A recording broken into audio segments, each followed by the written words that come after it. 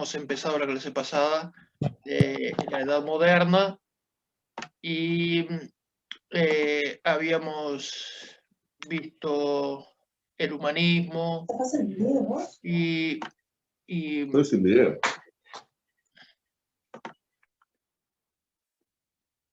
Y hoy vamos a ver la conquista de América. Para hoy tenían que haber leído el libro de Mackay, El otro Cristo español. Espero que les haya gustado esa parte de ese libro y bueno, que hayan sacado sus conclusiones. El otro día habíamos empezado a hablar algo sobre esa visión que tenía Cristóbal Colón, que lo dice incluso Mackay también ahí, ¿no? Y lo dice Todorov también en La conquista de América. Ellos manejan esa idea que tenía, bueno, varios autores manejan esa idea que tenía Colón, esa obsesión que tenía Colón, esa obsesión religiosa. Lo que lo motivaba a Colón era la evangelización religiosa, llevar el catolicismo a su máxima expresión.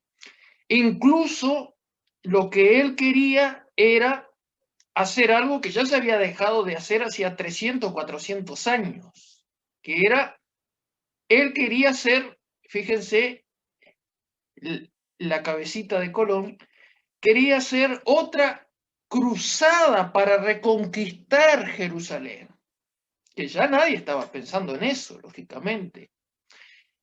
Y él veía en las profecías de la Biblia, incluso Mackay maneja una ahí en Isaías, veía en las profecías de la Biblia que él era el cumplimiento de unas profecías bíblicas. Cuando habla de las naves de Tarsis, que venían con el oro de las otras de costas lejanas, no sé qué dice ahí en Isaías, entonces él veía que él era el cumplimiento de ese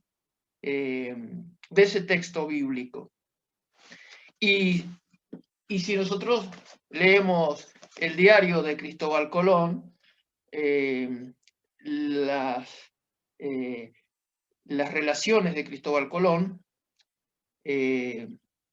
diario de relaciones de viaje. La relación es un género literario que ya no se usa, pero en aquella época, en la conquista, se usaba mucho. La relación era lo que ellos daban, la cuenta que daban al rey. ¿Sabes? Ellos escribían dando cuenta de todos sus actos al rey. Entonces están, por ejemplo, las cartas de relación de Cristóbal Colón, las cartas de relación de Hernán Cortés, contando Hernán Cortés cómo fue la conquista de México, las cartas de relación de Bernal Díaz del Castillo sobre también la toma de México, la conquista de México, las cartas de relación de Álvar Núñez Cabeza de Vaca, cuando intentaron ir a conquistar la Florida y que resultó en un fracaso eso, y él estuvo 8 años caminando, siendo prisionero por los indígenas incluso. Bueno, todo eso, ese género se llama relación, son cartas de relación. ¿Ah? Si ustedes ponen en YouTube cartas de relación de Hernán Cortés, por ejemplo, ahí Hernán Cortés manda al rey, a Carlos V, manda todo detallado cómo fue que él entró al territorio mexicano, bueno, que en aquella época no era México, las cartas de relación de Bernal Díaz del Castillo, en fin, y Cristóbal Colón también tiene sus cartas de relación al rey, ¿no? Al rey, que es el diario de viaje, ¿no? Entonces él va contando, ¿no? Y cuando llega, por ejemplo, al día 12 de octubre, cuando él se encuentra con lo que él pensaba que era las Indias.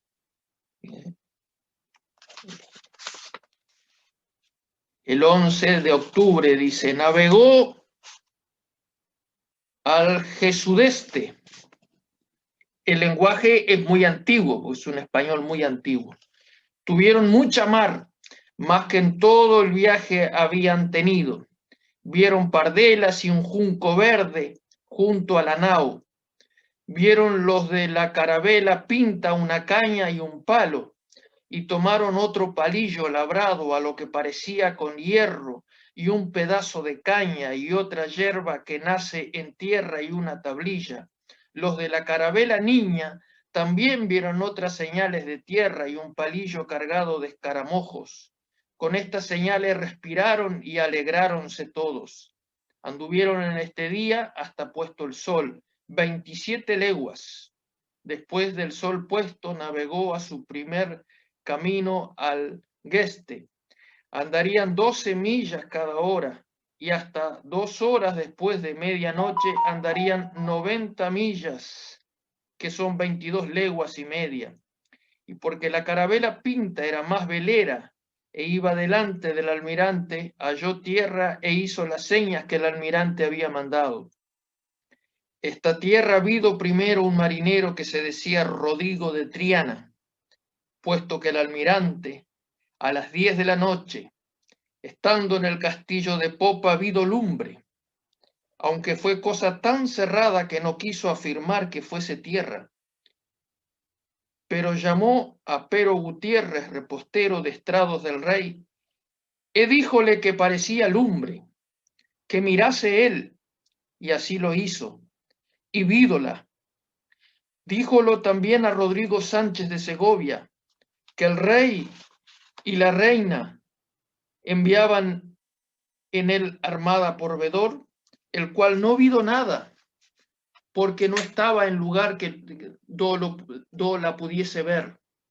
Después que el almirante lo dijo, se vido una vez o dos, y era como una candelilla de cera que se alcanzaba, que se alzaba y levantaba, lo cual a pocas pareciera ser indicio de tierra. Pero el almirante tuvo por cierto estar junto a la tierra, por lo cual cuando dijeron la salve, que la acostumbraban decir, cantar a su manera todos los marineros, y se hallan todos, rogó y amonestóles el almirante que hiciesen buena guardia al castillo de proa, y mirasen bien por la tierra, y que al que le dijese primero que vía tierra, le daría luego un jubón de seda, sin las otras mercedes que los reyes habían prometido, que eran 10.000 maravedíes de juro a quien primero la viese. A las 2 horas después de medianoche pareció la tierra, de la cual estarían 2 leguas. Amainaron todas las velas y quedaron con el treo, que es la vela grande, sin bonetas, y pusiéronse a la corda, temporizando hasta el día viernes, que llegaron a una isleta de los Lucayos que se llamaba en lengua de indios Guanaani. Luego vieron gente desnuda y el almirante salió a tierra en la barca armada, y Martín Alonso Pinzón y Vicente Anés, su hermano, que era capitán de la Niña. Sacó el almirante la bandera real y los capitanes con 2 banderas de la Cruz Verde que llevaba el almirante en todos los navíos por seña, con una F y una I encima de cada letra. La F y la I de los reyes católicos de España, ¿no? Fernando, Isabel. Encima de cada letra su corona, una de un cabo de la más y otra de otro. Puestos en tierra vieron árboles muy verdes y aguas muchas y frutas de diversas maneras. El almirante llamó a los 2 capitanes y a los demás que saltaron a tierra, y a Rodrigo de Escobedo, escribano de toda la armada, y a Rodrigo Sánchez de Segovia, y dijo que le diesen por fe y testimonio, como él por antes todo tomaba, como de hecho tomó posesión de la dicha isla por el rey y por la reina sus señores, haciendo las protestaciones que se requerían, como más largo se contienen los testimonios que allí se hicieron por escrito. Luego se ayuntó allí mucha gente de la isla. Esto que sigue son palabras formales del almirante en su libro de su primera navegación y descubrimiento de estas líneas. Yo, dice él, porque nos tuviesen mucha amistad, porque conocí que era gente que mejor se libraría y convertiría a nuestra santa fe por amor que no por fuerza, le di a algunos de ellos unos bonetes colorados y unas cuentas de vidrio que se ponían al pescuezo y otras cosas muchas de poco valor, con que hubieron mucho placer y quedaron tanto nuestros que era maravilla, los cuales después venían a las barcas de los navíos a donde nos estábamos nadando y nos traían papagayos y hilo de algodón en ovillos y azagallas y otras muchas cosas, y nos la trocaban por otras cosas que nos les dábamos, como cuentecillas de vidrio y cascabeles. En fin, todo tomaban y daban de aquello que tenían de buena voluntad, mas me pareció que era gente muy pobre de todo. Ellos andan todo desnudo como su padre, como su madre los parió, y también las mujeres, aunque no vi de más de una farto moza, y todos los que yo vi eran todos mancebos, que ninguno vi de edad más de 30 años, muy bien hechos, de muy hermosos cuerpos y muy buenas caras, los cabellos gruesos, cuasi como sedas de cola de caballos cortos. Los cabellos traen por encima de las cejas, salvo unos pocos detrás que traen largos, que jamás cortan. De ellos se pintan de prieto, y ellos son de la color de los canarios, ni negros ni blancos, y de ellos se pintan de blanco, y de ellos de colorado, y de ellos de los que fallan, y de ellos se pintan las caras, y de ellos todo el cuerpo, y de ellos solo los ojos, y de ellos solo el nariz. Ellos no traen armas, ni las conocen, porque les amostré espadas, y las tomaban por el filo, y se cortaban con ignorancia. No tiene algún fierro, sus azagallas son unas varas sin hierro, y algunas de ellas tienen al cabo un diente de pece, y otras de otras cosas. Ellos todos a una mano son de buena estatura, de grandeza y buenos gestos, bien hechos. Yo vi de algunos que tenían señales de feridas en sus cuerpos, y les hice seña que era aquellos, y ellos me amostraron como allí venían gente de otras islas que estaban cerca, y les querían tomar y se defendían. Y yo creo que aquí vienen de tierra firme a tomarlos por captivos. Ellos deben ser buenos servidores y de buen ingenio, que veo que muy presto dicen todo lo que les decía, y creo que ligeramente se harían cristianos, que me pareció que ninguna secta tenían. Yo, placiendo a nuestro Señor, levaré de aquí al tiempo de mi partida 6 a vuestras altezas, para que deprendan fablar. Ninguna bestia de ninguna manera vide, salvo papagayos en la isla. Todas son palabras del almirante. Esto lo escribió el 11 y el 12 de octubre. O sea, él cuenta su primer encuentro. Este diario hay que tomarlo con pinza, porque no sabemos cuánto hay de cierto acá, porque este diario lo sacó a luz Fray Bartolomé de las Casas, que ahora entre un rato vamos a llegar a Bartolomé de las Casas. Bartolomé de las Casas fue el que publicó este diario. Entonces no sabemos cuánto hay de Colón y cuánto hay de Bartolomé de las Casas, ¿no? Pero bueno, para que tengan una idea, más o menos, ese primer encuentro que tuvo Colón con los nativos, ¿no? Que él los describe como, después vamos a ver o sea, después si leen más adelante también, él los presenta como que están en el Edén. Él presenta ese lugar, Cristóbal Colón presenta ese lugar como que ese lugar es el Edén, es el jardín del Edén. Todo el pensamiento de Colón es un pensamiento religioso. La religión sobrevuela por todo el pensamiento de Colón.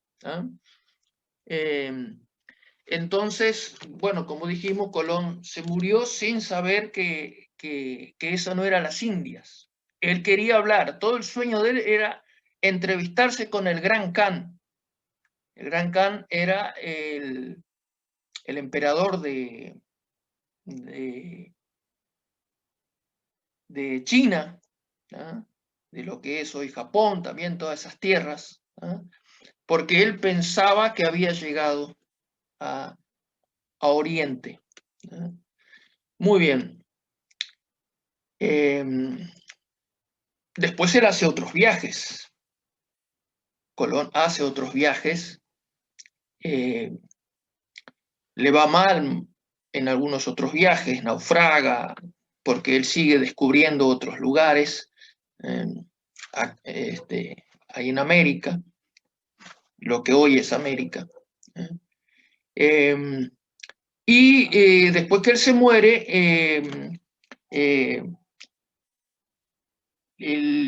el lugar donde está el centro del gobierno es en la isla de Cuba, la isla de Cuba. De ahí de la isla de Cuba, después que ya se había muerto Colón, allá por 1500, tal vez 17 por ahí, sale una expedición. Sale una expedición y llegan hasta lo que hoy es el norte de México, toda la península de Yucatán, el estado de Yucatán en el norte, no en el sur de México, no en el norte, en el sur de México. Lo que hoy es la península de Yucatán, todos esos pueblos mayas. Y una expedición, no sé qué fue que le pasó, si naufragó o qué, y quedaron, algunos españoles se quedaron ahí, obligados, ¿no? Porque ya no tenían embarcación para regresar. Después, Hernán Cortés sale de la isla de Cuba para hacer otra segunda, no sé si segunda o tercera quizás, expedición. Hernán Cortés.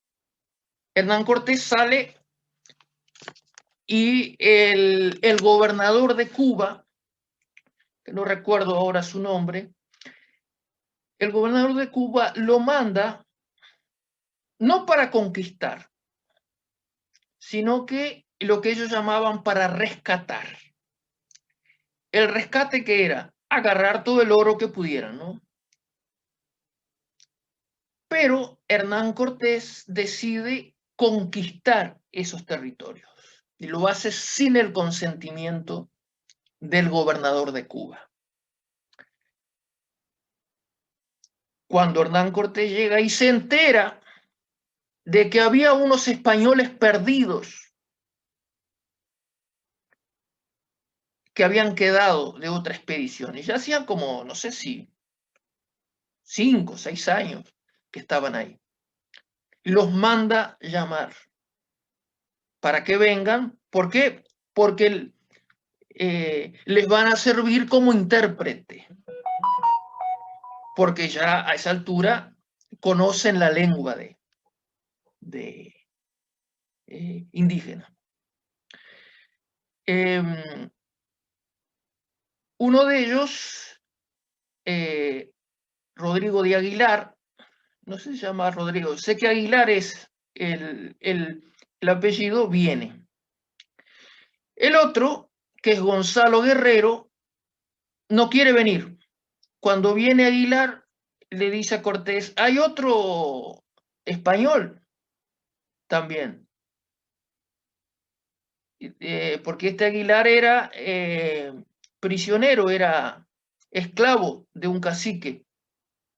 Entonces Hernán Cortés lo compra de vuelta, le da unas cosas y cuentas de vidrio era lo que daban ellos, ¿no? Y entonces Hernán Cortés dice, bueno, anda a buscarlo al otro. Y fue Aguilar, y el otro no quiso regresar, dijo, no, dice, porque yo hace tanto tiempo que estoy acá que ya soy cacique. Me eligieron cacique. Me casé, dice, con una india y dice, mira qué lindos hijitos que tengo, dice. Mira qué lindos que son mis hijitos, dice. Y soy cacique acá. Dice, yo no voy a regresar. Yo me voy a quedar acá. Bueno, regresó Aguilar y dice, bueno, dice, Gonzalo Guerrero no quiso regresar, dice. Dice, porque ya tiene la cara cortada, dice, porque lo que se hacían, que se ponían como los indígenas. Y bueno, entonces ellos salieron.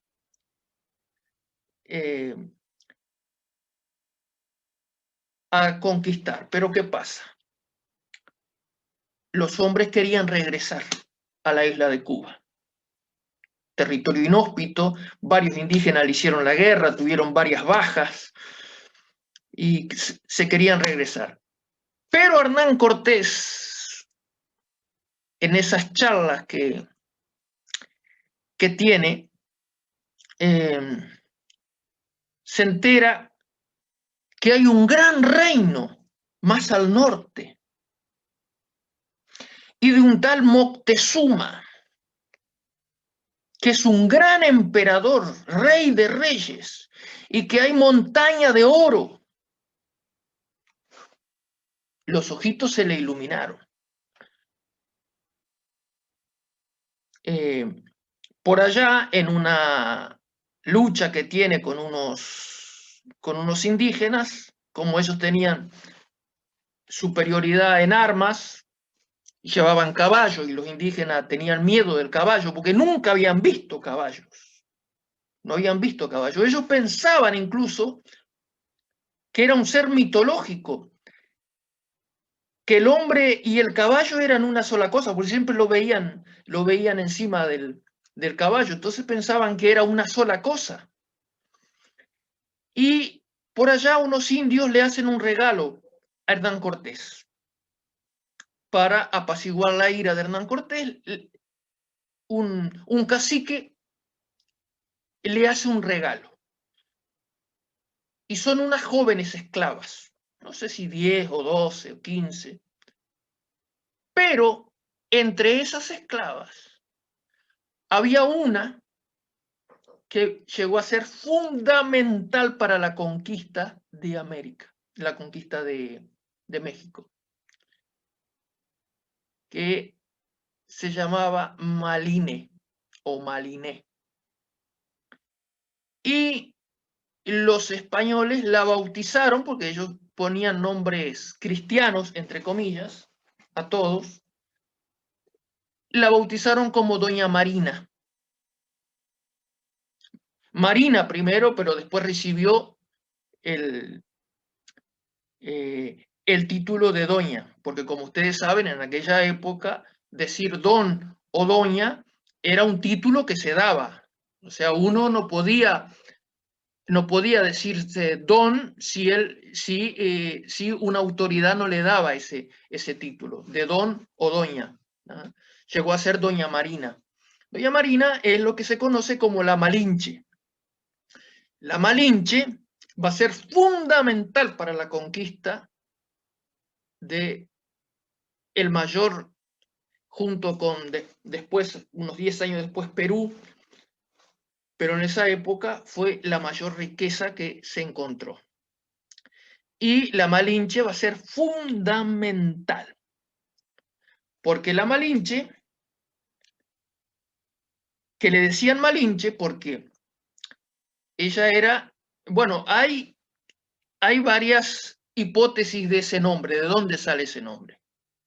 Lo que dicen la mayoría es que ella se llamaba Maline o Maliné, y esa terminación C, T, Z, E que tenían los indígenas, significaba algo de dignidad. Entonces, quería decir, la esclava de su señor, que el señor era Hernán Cortés, o algo así, ¿no? Quería decir Malinche, pero los españoles, por la mal pronunciación, les quedó Malinche, la Malinche. Entonces, la Malinche vino a ser clave para la conquista. ¿Por qué? Porque ellos no sabían hablar el idioma de los aztecas. De los mayas sí, porque estaba Aguilar, que Aguilar había estado varios años cautivo con los indígenas y ya podía hablar el idioma maya, lo que se hablaba en lo que hoy es el sur de México. Pero después ellos entran a caminar y entran a encontrar más al norte aztecas. Y no hay nadie que hable la lengua de los aztecas. Pero la Malinche sí. La Malinche sabía hablar porque la Malinche había sido una niña que era una hija de un cacique. Era una princesa. La Malinche era una princesa que su padre era el rey, era el cacique de ese pueblo, y su padre murió. Entonces, en la sucesión iba a ser ella la que iba a reinar. Pero ¿qué pasó? La madre se volvió a casar con otro, entonces no quería que reinara la Malinche. Entonces, siendo una niñita, la vendió como esclava a caciques del norte. Entonces ella, siendo muy pequeñita, de estar en la corte real, pasó a ser una esclava. Y ahí comenzó la peripecia de la Malinche. Entonces, los españoles, cuando se enteraron que la Malinche podía hablar esa lengua, entonces, cuando venía alguien de la parte de los mexicas, de los aztecas, se comunicaban con la Malinche. Y la Malinche, a su vez, se lo traducía a Aguilar, que Aguilar sabía maya. Ella le hablaba en maya a Aguilar y Aguilar le traducía al español a Hernán Cortés. Pero muy pronto la Malinche, ya porque tenía una facilidad para los idiomas, la Malinche aprendió a hablar muy bien el español enseguida. Entonces la Malinche fue clave, porque la Malinche era la que le explicaba a Hernán Cortés las costumbres, todo. ¿Ah? Cuando ellos, por ejemplo, llegaron a Cholula, que ahí estaba los indígenas estaban en pie de guerra contra ellos y le habían hecho una emboscada, y una anciana le contó a la Malinche lo que iban a hacer los indígenas con los españoles, que lo iban a exterminar a todos, y la Malinche le contó a Hernán Cortés, y así de esa forma pudieron salvarse. ¿Ah? Entonces, Hernán Cortés escucha hablar de ese gran rey Moctezuma, y uno a otro los caciques indígenas porque él le pregunta, pero ustedes son súbditos de Moctezuma. Y todos le contestan, por supuesto, todos somos súbditos de Moctezuma, todos le pertenecemos a Moctezuma. Moctezuma es el dueño del mundo conocido ahí en esa época, ¿no? Y entonces le entran a decir la fastuosidad de su corte, cómo se vestía, la grandeza de Tenochtitlán, lo que hoy es México, esa gran ciudad. Entonces Hernán Cortés dice, yo tengo que ir allá, yo tengo que entrevistarme con Moctezuma. Entonces Hernán Cortés comienza a caminar. Por ese tiempo ya había hecho un pacto con los tlaxcaltecas. Tlaxcala está a 100 y algo de kilómetros más al sur de México. Y Tlaxcala era la piedra en el zapato de los aztecas, porque todos los pueblos estaban sometidos a los aztecas, menos los tlaxcaltecas. Tlaxcala nunca se había sometido. Tlaxcala era una isla que era eran enemigos acérrimos de los mexicas, de los aztecas. Y entonces cuando llega Hernán Cortés, este pueblo era indómito, era un pueblo guerrero. Cuando llega Hernán Cortés ahí, estos indios lo atacan, pero todos los días lo atacan. Y Hernán Cortés le dice, pero yo soy uno de ustedes, yo soy aliado de ustedes, porque yo estoy en contra de Moctezuma, así como ustedes. Bueno, después de tanto hablar, después de varios días de guerra, logra hacer pacto con los tlaxcaltecas. Entonces va a encontrarse con Moctezuma y va con miles y miles de soldados tlaxcaltecas, muy bien preparados para la guerra. Porque la gente en la ignorancia dice, los españoles con unos poquitos soldados conquistaron millones. No eran unos poquitos soldados, eran miles, porque no eran solo los 300, 400 españoles que iban. Era todos los otros pueblos enemigos, ¿no? Porque los aztecas eran muy crueles también, entonces tenían muchos enemigos. Entonces Hernán Cortés supo explotar eso. Entonces Hernán Cortés recibe varios embajadores de Moctezuma. Y Moctezuma le manda a decir, no vengas acá. ¿Por qué? Dice Hernán Cortés. No, dice, porque Moctezuma dice que no tiene con qué atenderlos bien a ustedes, que ustedes se merecen lo mejor, no sé qué, pero lo que estaba tratando Moctezuma de hacer era ganar tiempo, porque Moctezuma no sabía quiénes eran esa gente, porque había una leyenda que decía que había una profecía que un rey se había ido y que iba a volver. Y ese rey era blanco y tenía barba. Entonces, cuando ven a Hernán Cortés, Moctezuma dice, pero ¿será este? Y consulta con sus sabios, pide consejo, se retira a meditar, va a meditar a Teotihuacán, que queda unos 40 kilómetros de ahí de Tenochtitlán, un lugar mítico, las famosas pirámides, y él va buscando a ver qué hace. ¿Es este el Dios que dicen las profecías que va a volver o no?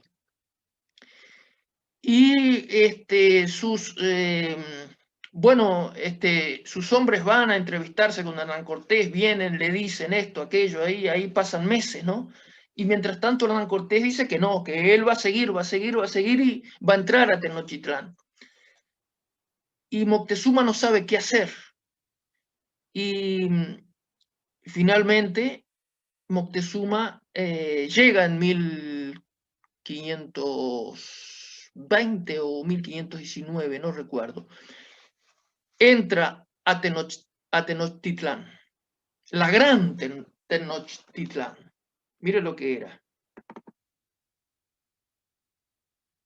Ahí se ve, ¿están viendo la diapositiva ahí? Sí. ¿Ah?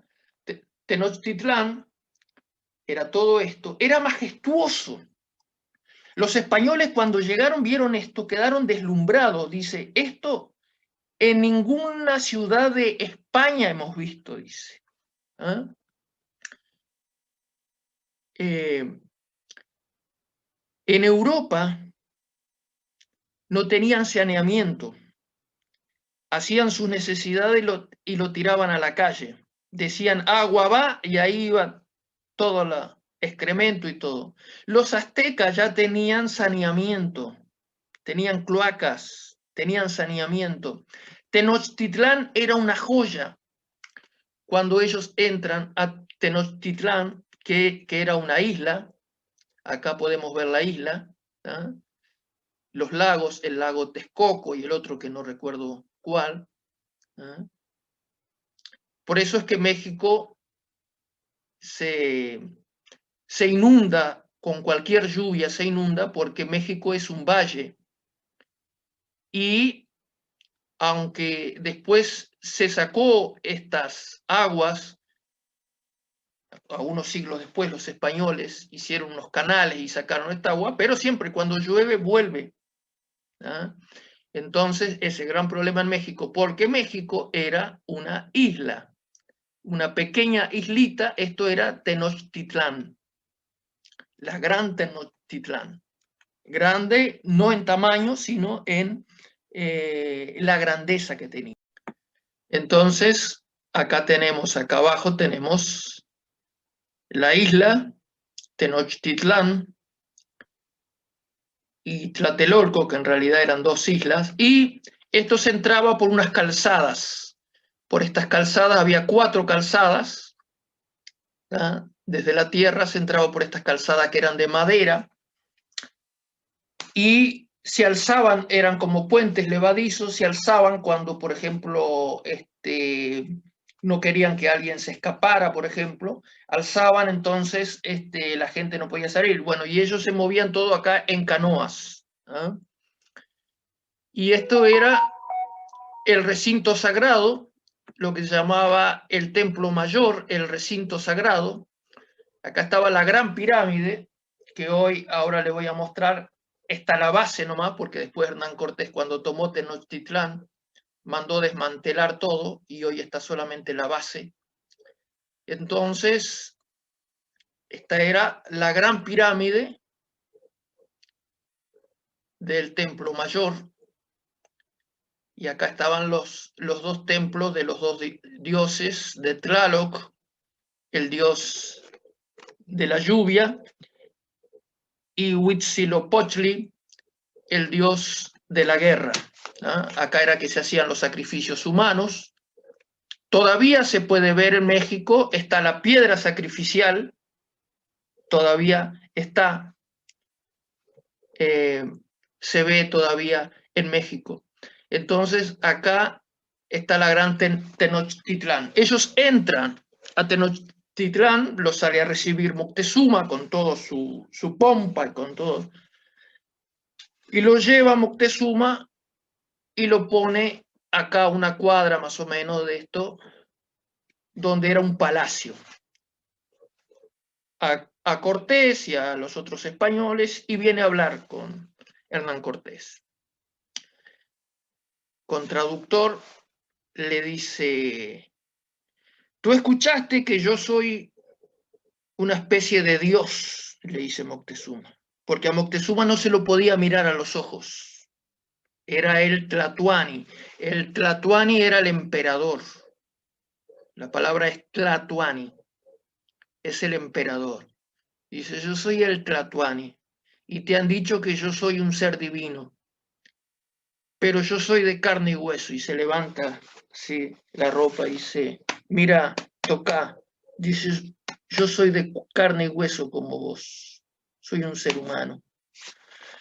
Entonces, está ahí, los españoles quedan deslumbrados, y en después que están hace una semana o dos, Hernán Cortés dice, si nosotros nos quedamos acá, tarde o temprano los aztecas nos van a matar. Entonces, ¿qué hace? Planean tomar de rehén a Moctezuma. Y en un descuido de Moctezuma, lo prenden. Le ponen grillos y lo sacan a los aztecas. Y dice, bueno, si nos pasa algo, el Tlatoani muere. Moctezuma. Un escándalo. El gran Moctezuma ahora era humillado.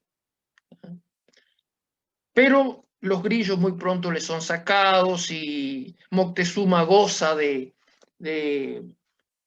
estar en el palacio y cierta libertad. Y los españoles están ahí en Tenochtitlán. ¿Pero qué pasó? El gobernador de Cuba, ¿se acuerdan que yo les conté que Hernán Cortés había salido no para conquistar, sino para rescatar, para sacar un poco de oro y llevar a Cuba, al gobernador de Cuba? Pero Hernán Cortés se rebeló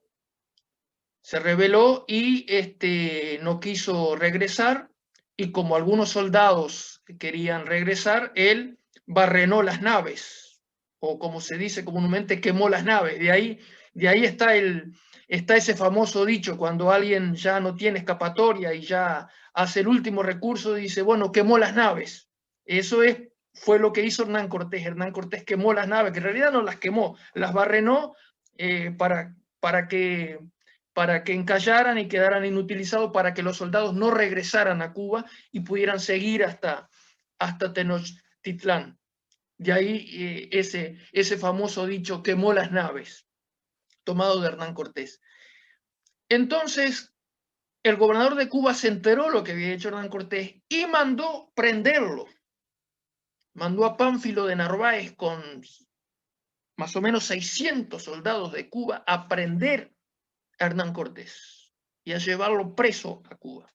Hernán Cortés se entera en Tenochtitlán y sale a pelear con Pedro de Narváez. Y queda Pedro Alvarado, queda a cargo de los españoles en Tenochtitlán. ¿Y qué hace este animal? Ataca a los aztecas. Cuando no está Cortés, él fue a pelear con Pánfilo de Narváez, que finalmente lo vence, y él viene con todos esos españoles, eran más españoles que venían a ayudarlo, pero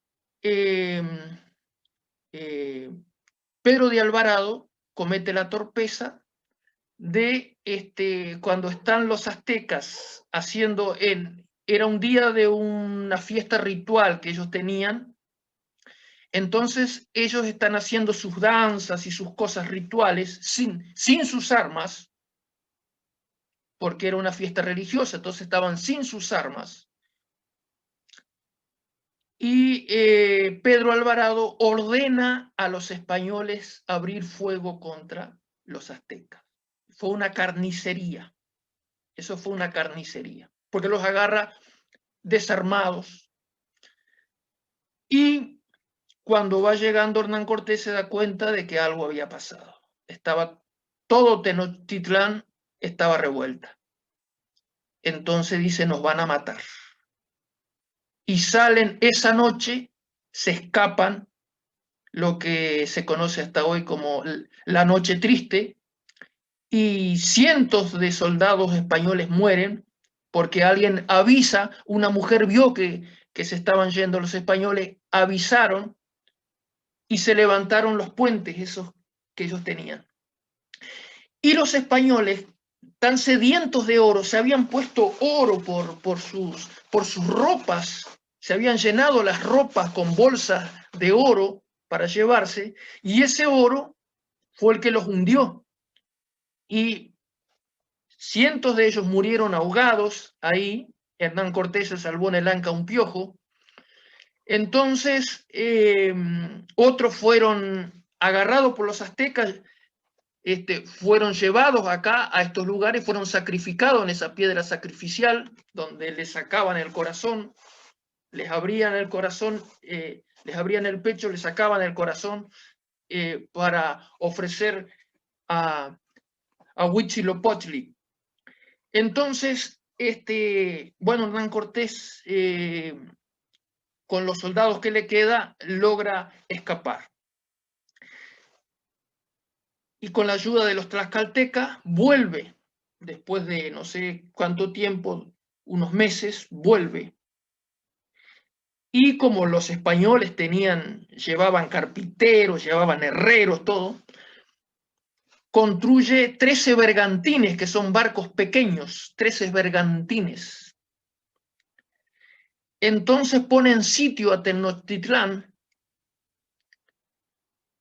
porque una de las características de este lago, el lago Texcoco, era que el agua no es potable. Esta agua era salada, era un agua salada. Entonces el agua tenía que ser traída de otro lado. Entonces Hernán Cortés le corta el abastecimiento de agua, rompe el acueducto que los aztecas habían hecho para traer agua dulce, le cierra todas las salidas con esos 13 bergantines, esos 13 barcos pequeños, y Hernán Cortés va a contar con un aliado inesperado. Y ese aliado fue la viruela. La viruela se empezó a expandir entre los aztecas. Uno se contagió y después se contagió, como hoy estamos viendo con el coronavirus, ¿no? Con el COVID. Bueno, así también pasó con la viruela, porque los indígenas los aztecas no tenían defensas contra la viruela, entonces miles murieron. Entonces, Hernán Cortés creo que le llevó 3 meses más o menos hasta que cayó Tenochtitlán.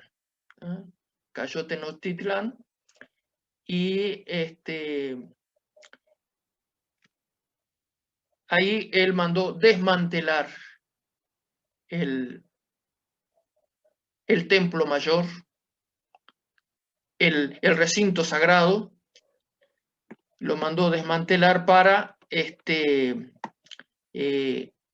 con esas piedras construir una gran catedral que hasta ahora está en pie y edificios para los españoles con esas piedras, en forma simbólica para decir, bueno, ahora mandamos nosotros. Y no quería que quedara ningún recuerdo, ningún vestigio de la cultura azteca. Entonces mandó desmantelar y el templo mayor, el recinto sagrado, fue totalmente desmantelado. Acá les voy a mostrar esto cuando uno llega al centro histórico de México, el famoso Zócalo, que muchos habrán oído hablar, el famoso Zócalo, donde se hacen todas las manifestaciones políticas, las manifestaciones de protestas, los grandes cantantes van al Zócalo, que es una plaza enorme, y ahí en un costado del Zócalo está lo que se llama el Templo Mayor. ¿Ah? Lo que era el recinto sagrado en aquella época. Acá hay una representación en pequeño, una maqueta. A ver si puedo con el puntero acá. ¿Ah? Lo que era, acá está la Gran Pirámide con los dos templos donde estaba la piedra sacrificial. Todo esto era el recinto sagrado. Acá no entraba el pueblo, acá entraban solo los sacerdotes y la nobleza. Y acá está otro con lo que era Tenochtitlán. Y cuando uno entra, cuando uno llega ahí, encuentra la base nada más. Por ejemplo, acá, a mis espaldas, hay una especie de serpientes, que esto estaba en la base de la pirámide. Y acá todo esto, cuando uno entra, ahí está el Museo del Templo Mayor, se paga entrada para entrar, lo que quedó. Y esto apareció a principios de 1900, allá por 1900, no sé si 6 o no sé, por ahí o algo así. Porque se pensaba que por ahí estaba, los arqueólogos decían, por acá en este lugar, en el centro histórico, en algún lugar acá, estaba el famoso Templo Mayor, estaba el recinto sagrado de los aztecas, pero no sabemos dónde está. Entonces, haciendo unas excavaciones un día para arreglar un caño que se había roto, no sé qué cuestión era, estaban los obreros, se toparon con una piedra rara y ahí empezaron a escarbar y ahí apareció el famoso recinto sagrado, el famoso Templo Mayor, ¿ah?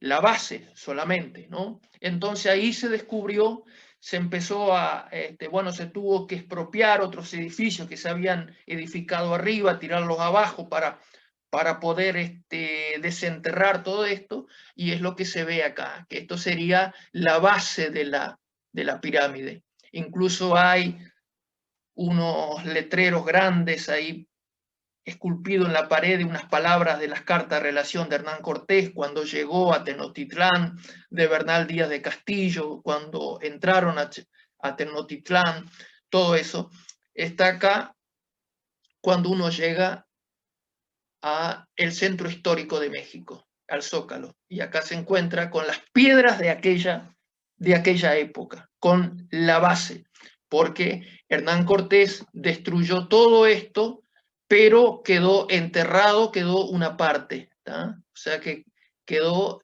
esta base quedó, ¿tá? de el recinto sagrado. Y cada tanto van apareciendo más cosas. México es al igual que Perú, también tiene una riqueza arqueológica inmensa.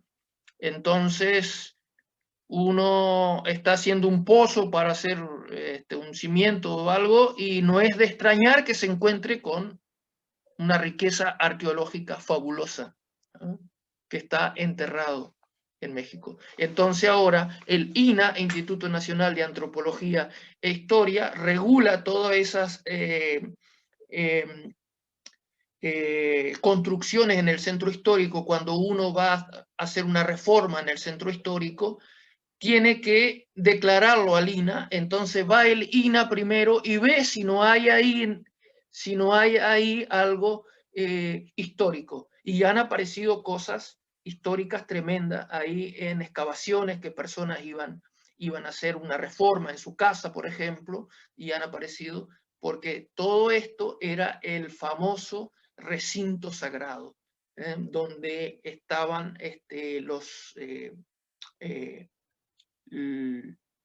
los dos dioses mayores de los aztecas, Huitzilopochtli y Tlaloc, el dios de la lluvia y el dios de la guerra, ¿no?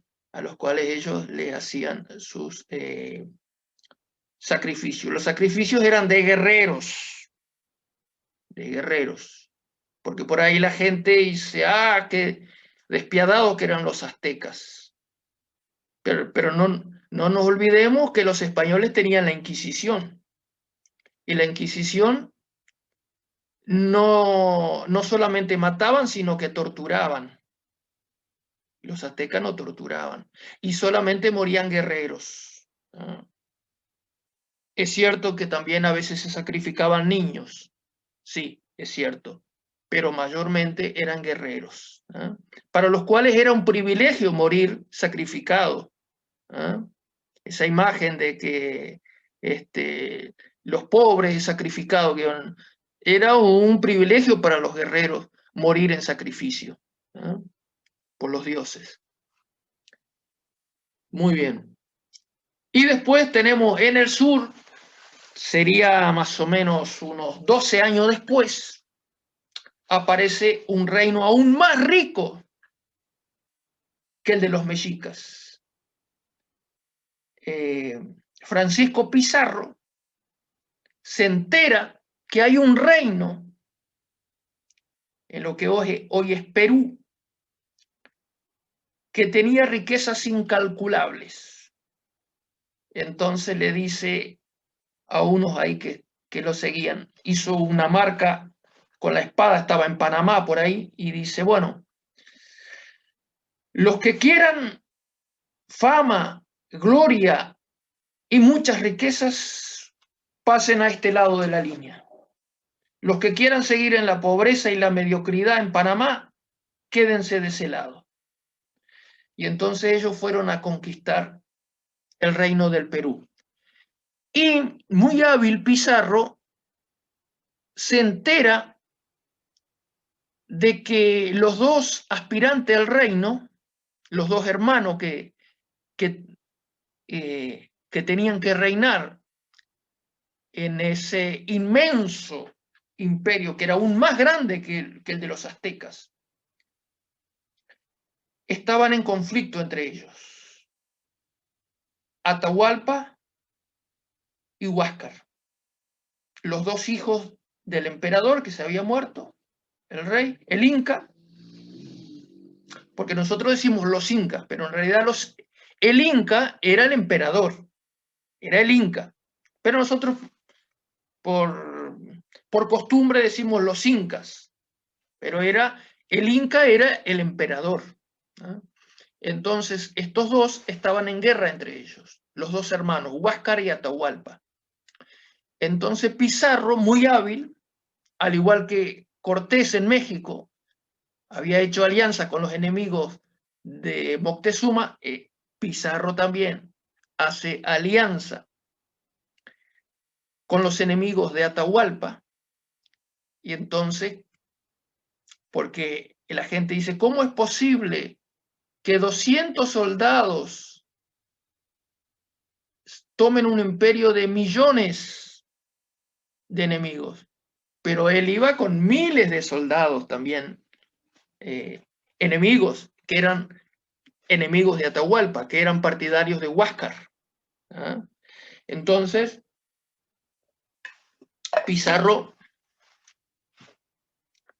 va al encuentro de Atahualpa.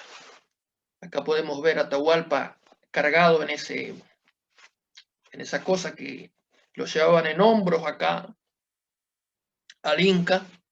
Se va a enfrentar a Pizarro. Y Pizarro, al igual que todos los españoles, iban con curas. Ellos no salían si no eran con curas. Curas y escribanos. Los escribanos tomaban nota de todo, entonces decían, bueno, este territorio fue conquistado para el emperador, porque miren, acá está el acta, ellos todo por escrito. Entonces, van con el cura, con un traductor, mal traductor, que tradujo todo mal, se enfrenta con Atahualpa, el Inca. Entonces, ¿qué pasa? Ellos no podían hacer la guerra, la ley imperial decía que no se podía hacer la guerra a otro súbdito español del imperio. Pero si ese se rebelaba, sí. Entonces, ¿qué hizo Pizarro para poder tomarlo a Atahualpa? Vino el cura con los santos evangelios, le mostró la Biblia, que en aquella época le decían los santos evangelios, le mostró la Biblia y le empezó a predicar. Creo que ustedes lo leyeron ahí en Mackay, ¿no? Una predicación que cualquiera de nosotros la haría hoy, porque la verdad que bíblica totalmente, ¿no? Nosotros venimos de Adán, el Señor hizo Adán y Eva, todo, empezó todo, envió a su Hijo Jesucristo para morir por nosotros, todo eso. Creo que llamaba Filipillo el indio que tradujo tradujo todo mal. Imagínense algo tan profundo, algo teológico, tan profundo, mal traducido por alguien que sabía unas pocas palabras en español y las traducía como podía. Ustedes imagínense ¿qué pudo haber entendido Atahualpa? Nada.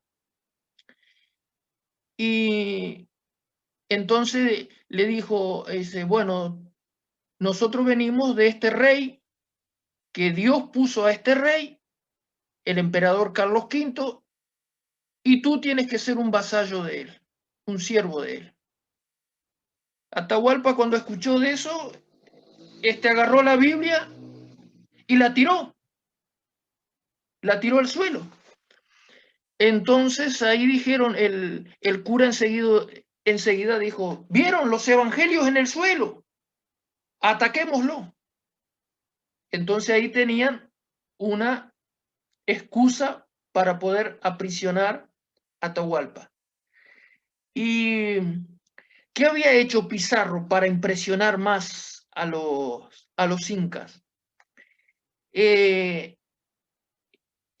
llevaban caballos y había una yegua en celo, entonces puso a los caballos junto con esta yegua y los caballos, por supuesto, se enloquecían y eso los aterrorizó a los incas porque nunca habían visto. En América no habían caballos. Entonces ellos estaban aterrorizados y en ese momento de confusión lograron aprisionar a Atahualpa y lo aprisionaron, lo prendieron y lo tomaron como rehén. Lo llevaron preso y Atahualpa en su celda levantó la mano y dijo, bueno, hasta donde llega esta mano, acá yo voy a llenar esta pieza de oro con tal de que ustedes me dejen libre. Este es el rescate que voy a pagar. Pero a pesar de que se trajo ese oro, Pizarro no cumplió con su promesa y Atahualpa fue muerto. Dice que para no ser torturado, Atahualpa aceptó bautizarse antes de morir, porque si no se bautizaba, no solo lo mataban, sino que lo torturaban. Era una muerte lenta. Entonces, Atahualpa, para que lo mataran enseguida, accedió a bautizarse y ahí lo mataron. Y Pizarro se hace con todo ese inmenso tesoro de Perú. Y hay una diferencia entre los dos. Eso fue, Hugo. Sí. Fue con un garrotazo hasta que lo mataron, fue medio bravo. No, el garrote que llamaba, no era un garrotazo que se pegaba. El garrote, no. El garrote era para matar en la horca. El garrote se usaba para la nobleza. A los nobles no se lo podía matar en la horca, así colgado. Entonces, el garrote, ponían a la persona así con algo atrás y una cuerda acá. Y atrás había como una especie de timón, así, eso era lo que llamaba el garrote, que lo iban girando, entonces, claro, la cuerda se iba tensando, claro, y lo mataba, porque eso era la muerte que se le daba a los nobles, porque a los nobles no se los podía degradar colgándolos en una horca. Entonces, los nobles, la nobleza moría así, cuando alguien se mandaba una macana, lo mataban así, con el garrote, pero no era que le pegaban un garrotazo, lo mataban por asfixia, ¿no? Que algunos dicen que esa fue la muerte con la que murió Atahualpa. Al que sí lo mataron de una pedrada fue a Moctezuma en México. Los españoles dicen que fueron los propios aztecas. Y los aztecas dicen que no, que fueron los españoles. Pero la versión oficial que aparece en los libros de historia es que fueron los aztecas en la famosa rebelión esa que en esa matanza que hizo Pedro de Alvarado, salió Moctezuma, porque los españoles después, cuando se vieron desbordados, le pidieron a Moctezuma que por favor saliera al balcón a aplacar a la gente. Entonces Moctezuma salió a hablar, a pedir calma, no sé qué, a la gente, y entonces los aztecas dijeron, tú ya no eres el Tlatoani, nosotros ya hemos elegido otro Tlatoani en lugar tuyo. Entonces dice la historia oficial que alguien, o sea, que llovieron piedras de abajo, y una de esas piedras fue que lo mató a Moctezuma. Sí, Moctezuma. Pero eso fue en México. Acá estamos en el sur, en Perú. Entonces, y Atahualpa pensaba, porque los incas no conocían la escritura. No conocían la escritura. A pesar de ser un gran imperio, el imperio inca, mire, qué tremendo, ¿no? La grandeza que tenía el imperio inca sin conocer la escritura ni la rueda. Dos cosas que no conocían, ni la escritura ni la rueda. La rueda le sería inútil a los incas porque en las montañas ya a 3.000 metros de altura, esas quebradas, esos cerros, la rueda le sería inútil a ellos. Y la escritura ellos la evitaban para que la gente, para que el pueblo no se enterara de las cosas. Entonces, ellos tenían un sistema de quipus, que eran unos nudos de colores, según las vueltas que se le daba, eso tenía significado. Por ejemplo, ellos iban a un censo, por ejemplo, entonces con los quipus decían, bueno, en este pueblo hay tantos obreros, hay tantos barriles de papa, tanto de maíz, no sé qué, todo, con los quipus, pero no conocían la escritura. ¿Ah? Y Atahualpa pensaba que la escritura era algo natural de los españoles, que todos los españoles nacían con esta habilidad, con la habilidad de leer. Pero le entró la desconfianza. Entonces, cuando estaba preso ahí, le pidió a un español que sabía escribir que le escribiera en la uña, le escribiera la palabra Dios. Y cuando vino Pizarro, le pidió que leyera. Y Pizarro era analfabeto, no sabía leer. A diferencia de Hernán Cortés era muy hábil porque había trabajado en España, había estudiado, era muy preparado Hernán Cortés, pero no así Pizarro. Y Pizarro no supo. Entonces ahí Atahualpa se dio cuenta de que la escritura se aprendía a leer y escribir, no era algo que ya venía con la persona, con el español. Entonces, bueno, así América fue vaciada de todos esos tesoros maravillosos que había en México, y Fray Bartolomé de las Casas era un fraile que defendió mucho a los indios. Él defendió a los indios, él tenía mucho dinero y se hizo fraile. Y los españoles tenían un sistema cruel que se llamaba la encomienda. No sé si alguno ha oído hablar de la famosa encomienda. ¿Qué era la encomienda? La encomienda era algo que, si lo decimos así, parece bien. Entonces, los reyes de España, el emperador Carlos V, que era emperador, era Carlos V del Sacro Imperio Romano Germánico, que tanto hemos hablado estos días, y Carlos I de España. Era a su vez rey de España y del Sacro Imperio Romano Germánico. Carlos V había hecho una ley que decía, bueno, aquellas personas que van a las Indias, como se le decía en aquella época, las Indias, no se le decía América, eran las Indias. Bueno, como nosotros queremos que se evangelice a esa gente,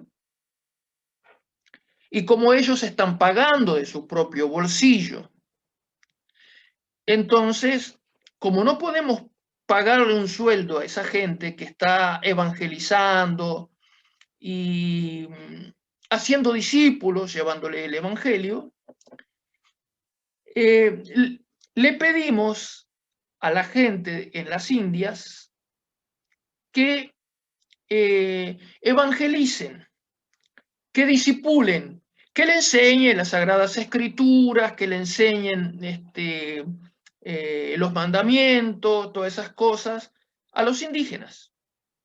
Pero como ellos no pueden pagarle, que le pague con trabajo. ¿Ah? Como ellos no pueden pagar, entonces que le pague con trabajo.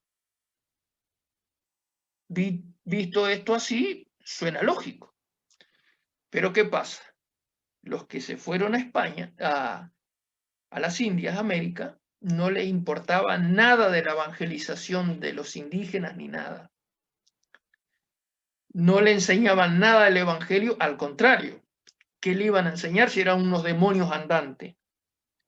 Entonces tomaban todo esto, porque el rey decía, bueno, tomen una encomienda. ¿Por qué? Porque les encomendamos las almas de estas personas, les encomendamos para que lo disipulen. Por eso se llamaba la encomienda. Entonces agarren, yo que sé, 50 indígenas, 100 indígenas, que trabajen para ustedes, que hagan sus labranzas, pero los esclavizaban. Los esclavizaban. Y Fray Bartolomé de las Casas llega a contar que en la isla de Cuba, por ejemplo, poblaciones enteras, cuando llegaban los españoles, poblaciones enteras se suicidaban de indígenas. Preferían suicidarse en masa, suicidios en masa, para no ser esclavizados por los españoles, porque eran vidas terribles las que llevaban y se morían a los pocos meses. Los ponían a trabajar en las minas, bueno, después en el Perú también, en las minas del Potosí, en lo que hoy es Bolivia, que en aquella época se llamaba el Alto Perú, no se llamaba Bolivia, se llamaba el Alto Perú. Entonces, eso era las famosas encomiendas. Era algo diabólico, terrorífico. Las cosas que cuenta Fray Bartolomé de las Casas en este libro que se llama La brevísima relación, ahí está la palabra relación de vuelta, la relación que se hacía al rey. Brevísima relación de la destrucción de las Indias. ¿Por qué se llama brevísima? Porque él está tan desesperado que le escribe al rey que por favor, ya no quedan indios, porque los españoles son unos demonios andantes, que los están matando, los están esclavizando, los están exterminando. Fue un genocidio. Por eso se llama brevísima relación, porque él está tan desesperado que le escribe esto al rey diciendo, por favor, haga algo. Así que Fray Bartolomé de las Casas, que era una persona adinerada, era un encomendero también. Él tenía encomienda de indígenas antes de convertirse al evangelio, pero cuando el Señor tocó su alma y él se convierte al evangelio, él empieza a trabajar, a denunciar todos estos abusos. Entonces, ¿cuál fue el gran problema de Bartolomé de las Casas? Que él mismo lo reconocerá después y se arrepentirá para toda su vida. Y es que él escucha hablar que los portugueses están traficando con negros esclavos de África.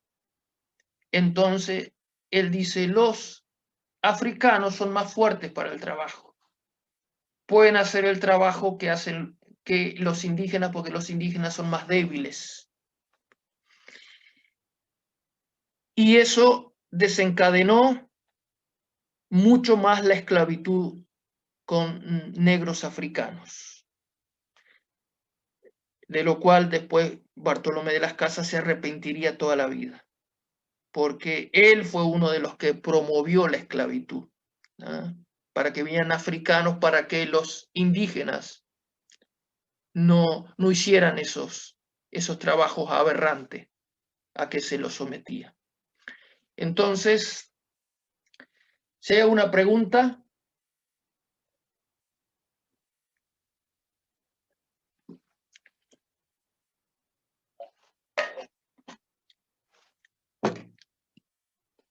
Así que entonces nosotros tenemos, por ejemplo, la Malinche, que todo el mundo dice la traidora, la gran traidora. Eso se dice ahora, pero en la antigüedad no. Incluso la Malinche, después que Hernán Cortés había conquistado, porque ella era la amante de Hernán Cortés. Se dice que era muy bonita y fue la amante de Hernán Cortés. Incluso tuvo un hijo, uno o más hijos con Hernán Cortés. Increíblemente, Hernán Cortés en sus cartas de relación al rey no la nombra. Increíblemente, Cortés no nombra a la Malinche. El que sí la nombra es Bernal Díaz del Castillo, ¿ah? En sus cartas de relación. Pero Hernán Cortés no la nombra, increíblemente. Y después cuando Hernán Cortés triunfa, en un momento se encuentra con su madre y con sus parientes. Y la madre tiene miedo de que ahora que la Malinche tiene poder, es la amante de Hernán Cortés, que se va a vengar. Y la Malinche la perdona. Dice, no, mamá, te perdono. Perdonó a su mamá por haberla vendido como esclava. O sea que la Malinche no es ese ser tan que, porque todo traidor, por ejemplo,